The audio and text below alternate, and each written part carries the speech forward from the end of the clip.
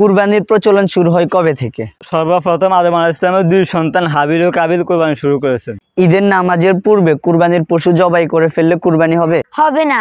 কাকে রাসূল সাল্লাল্লাহু আলাইহি ওয়াসাল্লাম ঈদগাহের নিকটবর্তী হতে নিষেধ করেছেন? সামর্থ্য থাকা সত্ত্বেও যে কুরবানি করে না। আইয়ামে তাশরিক কত তারিখ পর্যন্ত? 13ই জিলহজ।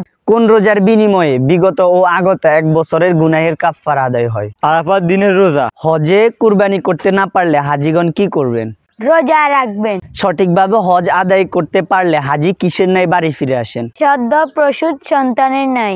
আল্লাহ তাআলা কোন নবীকে স্বপ্নযোগে তার প্রিয় জিনিস কুরবানি করার নির্দেশ দিয়েছেন? হযরত ইব্রাহিম আলাইহিস সালাম। আল্লাহর নির্দেশে কোন নবীকে তার পিতা কুরবানি দিতে নিয়েছিলেন?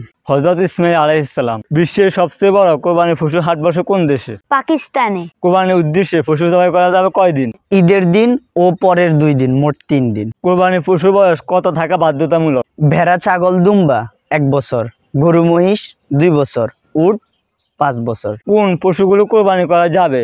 উট, ছাগল, ভেড়া, গরু, দুম্বা, মহিষ। কুরবানির কোন পশুকে আল্লাহর নিদর্শন বলা হয়েছে? উট, তবে গরুও এই বিধানে শামিল। ঈদুল আজহায় বিশ্বের সবচেয়ে বেশি পশু কুরবানি হয় কোন দেশে? বাংলাদেশে।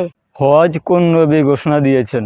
হযরত ইব্রাহিম আলাইহিস সালাম। কোন সাহাবী হজ অস্বীকারীদের বিরুদ্ধে যুদ্ধ ঘোষণা করেছেন?